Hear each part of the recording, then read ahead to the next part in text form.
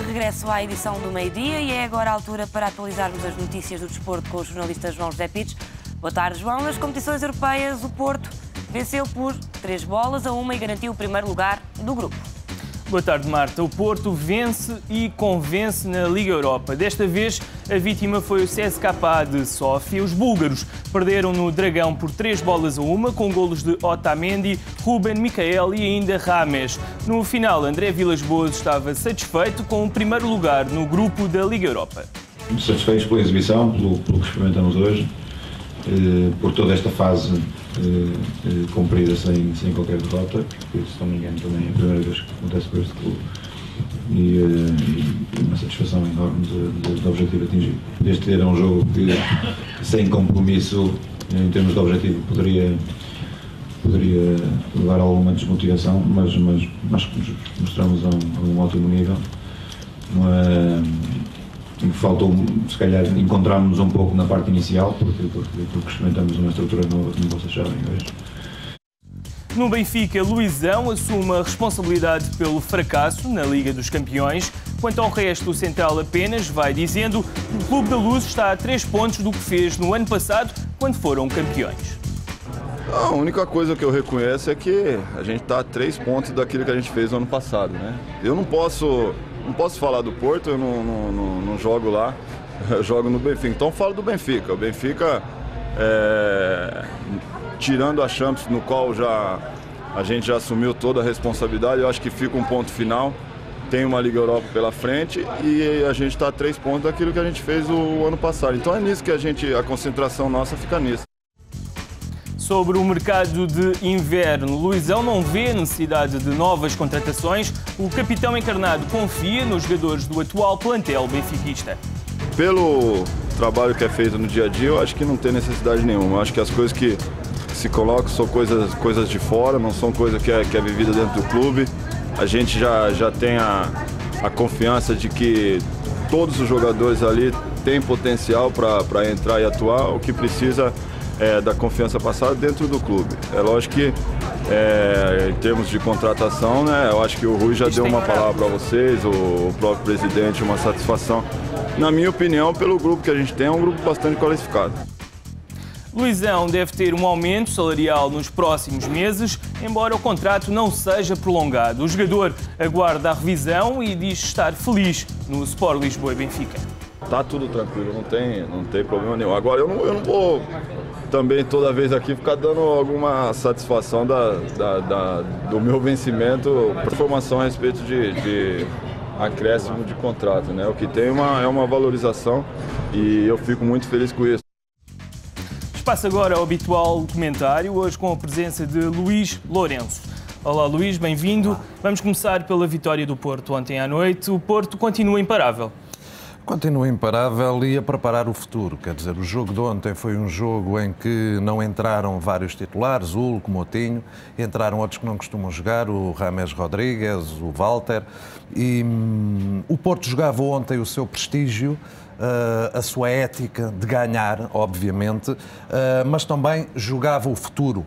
São nestes jogos que se preparam as entradas de jogadores. André Vilas-Boas percebe isso. O Porto estava em primeiro lugar do grupo, não estava muito dependente do resultado e, portanto, aos poucos vai encaminhando jogadores. O Porto tem um excelente banco.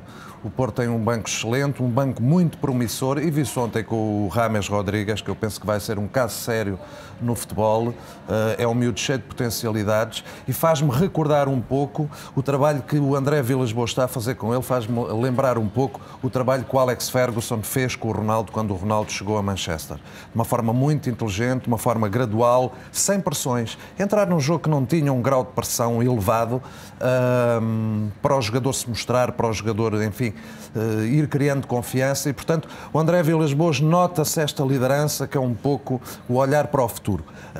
Ele já tinha falado isso, já aqui há cerca de uma semana ele tinha dito que os próximos 5 meses são fundamentais, é aí que se ganham e que se perdem coisas, portanto, só que o Porto tem um capital de confiança que lhe permite claramente ir preparando o futuro. Tem um capital de confiança e também tem um banco de futuro, se quisermos, uma equipa de futuro que lhe permite, sem grandes oscilações, porque aquele jogo ontem, se tivessem lá os titulares, depois eles entraram, saíram, aquele foi sempre o mesmo Porto, não é?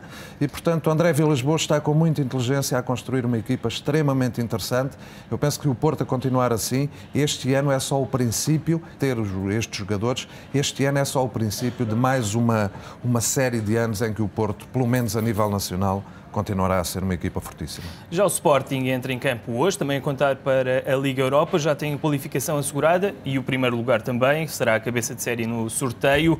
No entanto, este jogo surge numa fase complicada na vida do clube. Pois é, essa é a diferença do Sporting para o Porto, não é? É que o Sporting também está à semelhança do Porto em primeiro lugar, com tudo resolvido, só que não tem esse tal capital de confiança. E, portanto, o Sporting joga jogo a jogo, se quisermos um pouco. Neste momento está a jogar jogo a jogo e essa é a grande pressão do Sporting para este jogo. O Sporting jogo a jogo está a defender a sobrevivência da sua estrutura. Betancourt, Costinha, Paulo Sérgio são já, que é a estrutura do Porto, são já homens extremamente contestados e o Sporting precisa urgentemente de resultados. Portanto, o Sporting não tem tempo, não consegue neste momento olhar para o futuro como o Porto olha. O que poderia fazer Betancourt para amenizar esta situação? Eu acho que o Sporting tem uma questão fundamental, não é? E não há nada a fazer relativamente a isso. A equipa do Sporting, ou o seu plantel, é mais fraco do que o Benfica ou do que o Porto. Temos que ser diretos na análise. Eu pergunto quantos jogadores da equipa principal do Sporting seriam titulares no Porto ou no Benfica.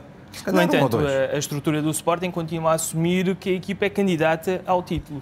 Pois, vamos lá ver. O Sporting tem os seus objetivos naturais, que é sempre lutar pelo título. E esse é um problema com qualquer estrutura no Sporting que se vê sempre confrontada, que é ter que assumir isso, mas por outro lado, se calhar, ter a consciência que não tem neste momento nem condições económicas nem desportivas para lutar pelo título. E a 13 pontos do Porto, com uma equipa muito inferior ao Porto, é evidente para mim o Sporting não está a lutar pelo título. Não sei bem o que é que os dirigentes podem dizer aos seus adeptos, porque assumir que não lutam pelo título nesta altura do campeonato também é complicado. É? Deve vir ao mercado de janeiro o Sporting?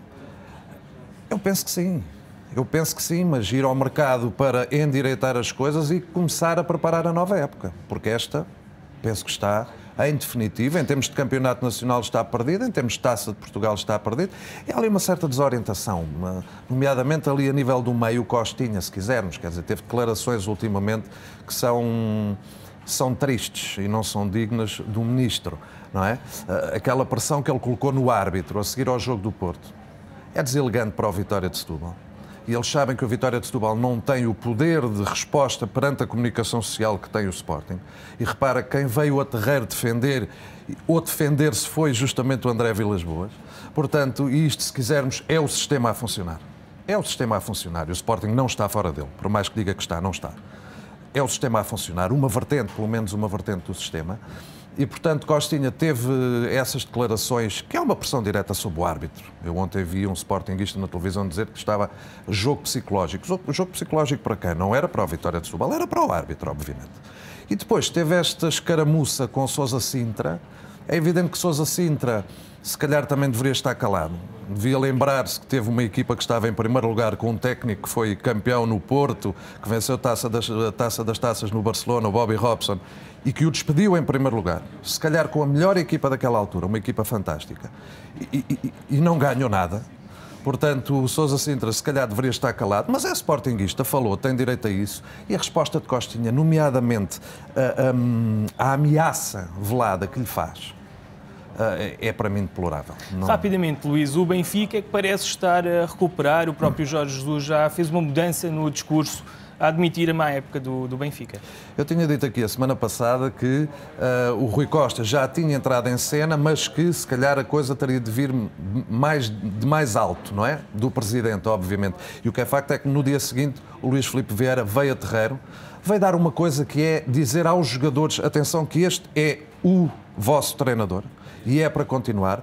E os jogadores sentem o treinador a tremer, têm uma atitude, quando não sentem, têm outra. E, portanto, acho que Vieira entrou na altura certa. O Benfica teve logo uma resposta imediata, que foi a vitória sobre o Braga.